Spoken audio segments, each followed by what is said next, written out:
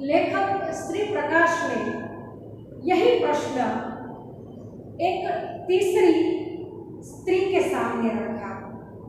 तीसरी व्यक्ति एक स्त्री है, 7-8 वर्षों से अपने को भारतीय बनाकर बड़े प्रेम और श्रद्धा से, बड़ी तत्परता से वे भारत की सेवा कर रही है। असहयोग आंदोलन में वे जेल भी जा चुकी है। कई कारणों से भारतीयों का निकटतम अनुभव अपने कई कार्य क्षेत्रों में हुआ है। उनको भी मैंने घेरा, अर्थात लेखक ने उन्हें भी घेर लिया और अपना प्रश्न उनके सामने रख दिया कि देश कुछ उन्नति क्यों नहीं कर रहा है। उनका उत्तर था, तुम लोग बड़े आलसी हो, अर्थात अपने कार्य को करने के लिए तुम्हारे लोगों में तत्परता नहीं है, उत्साह नहीं है। अर्थात हम लोगों ने श्रम का महत्व ही नहीं पहचाना है। मेहनत करना तो हमने मरभूखों का काम समझ रखा है, मरभूखा जो भूख से मरा जा रहा हो।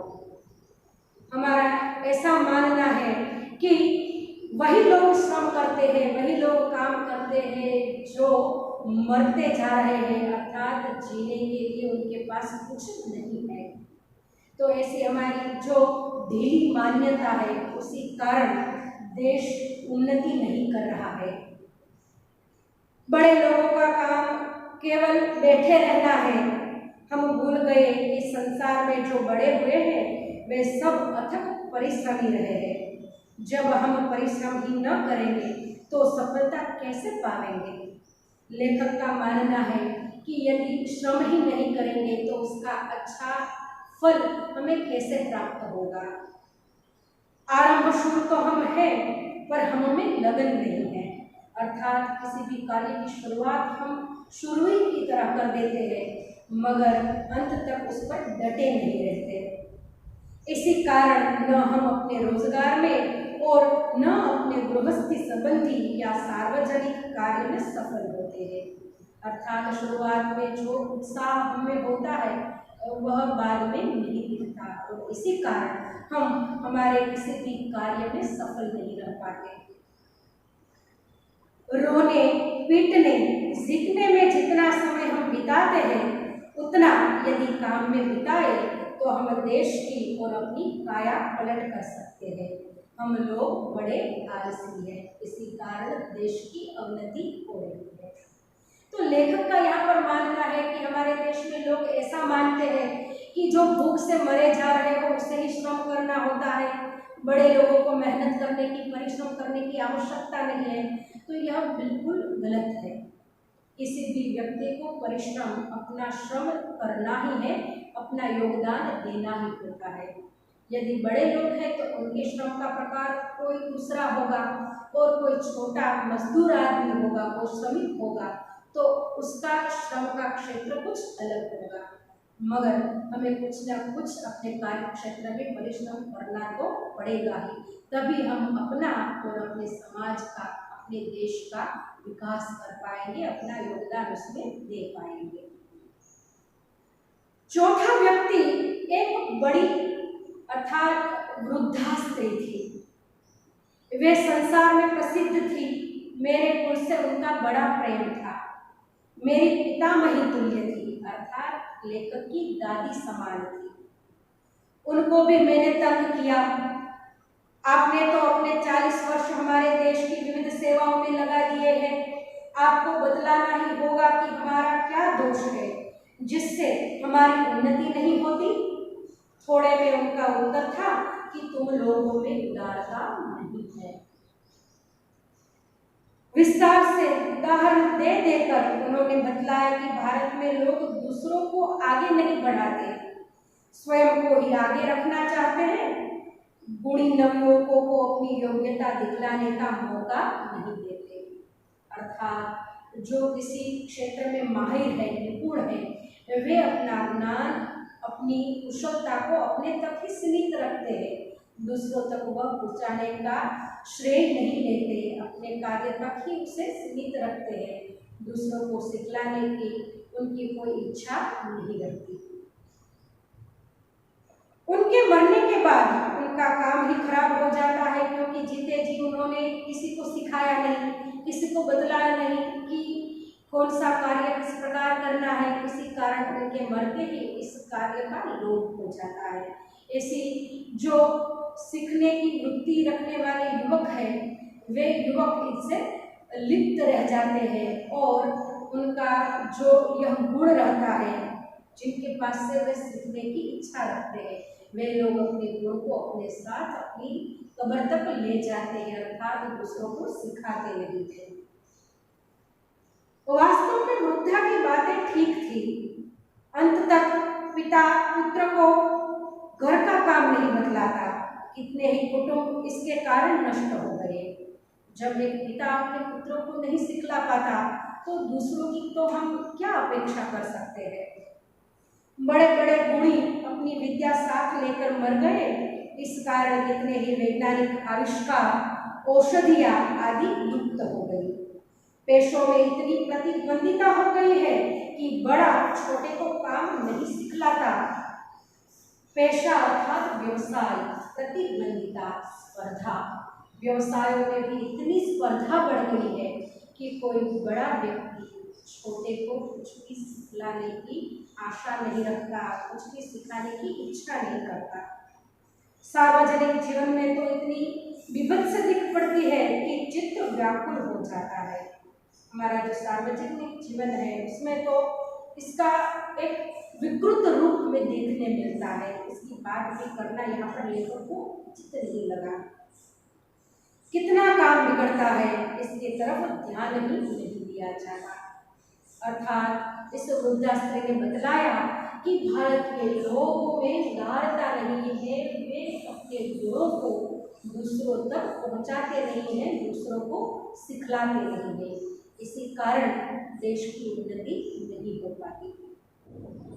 तो इस प्रकार लेखक श्री प्रकाश ने अपना प्रश्न अपने विदेशी मित्रों के सामने रखा कि देश कुछ उन्नति क्यों नहीं कर रहा है, और लेखक को 4 उत्तर मिले कि तुम लोग अपने काम में गर्व नहीं लेते।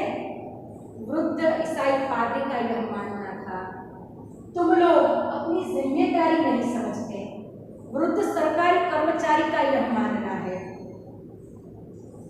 विदेशी स्त्री से पूछा कि तुम लोग बड़े आलसी हो। स्त्री ने बताया प्रश्न का उत्तर कि भारत के लोग बड़े आलसी हैं। और एक वृद्ध विदेशी स्त्री से पूछा गया तब उन्होंने बताया कि तुम लोगों में उदारता नहीं है। इस प्रकार एक ही प्रश्न के 4 उत्तर यहाँ पर लेखक को मिले।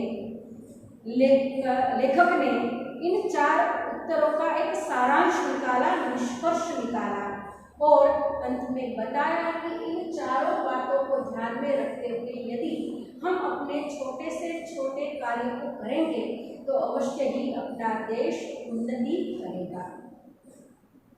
सारांश यह है कि ठीक समय से उपयुक्त काम न उठाकर और अपने काम में गर्व न रखकर उसके करने में दूसरों के प्रति अपनी जिम्मेदारी को न अनुभव कर अपने काम की एक एक तफसील अर्थात वृतांत विगत तफसील को समझकर उसमें दत्त चित्त होकर अपना पूरा मन लगाकर चित्त देकर परिश्रम के साथ उसे स्वयं न कर और उदारता के साथ उसे दूसरों को न सिखाकर हम अपना नाश कर रहे हैं। अर्थात जो जो खामियां यहाँ पर बताई गई है उन खामियों के कारण हम अपना और अपने साथ साथ अपने आसपास के लोगों का, अपने समाज का और अपने देश का विनाश कर रहे हैं।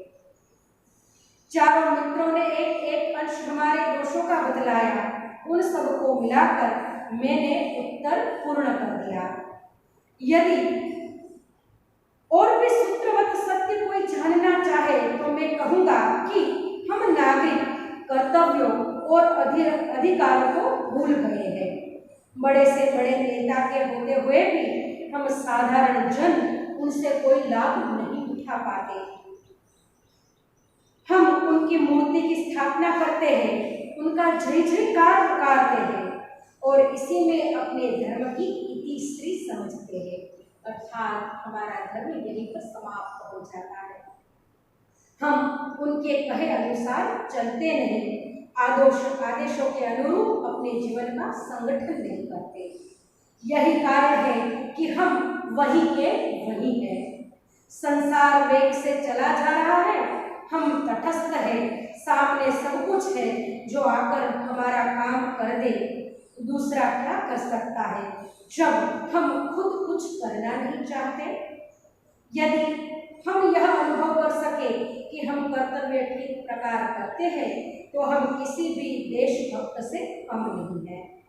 यदि हमारा काम हम पूरी तरह से समझ लें, अपने कार्य को पूरी निष्ठा से, पूरी ईमानदारी से करें, तो हम किसी देशभक्त से कम नहीं है, अर्थात हमारा महत्व भी देशभक्त के समान ही बन जाएगा।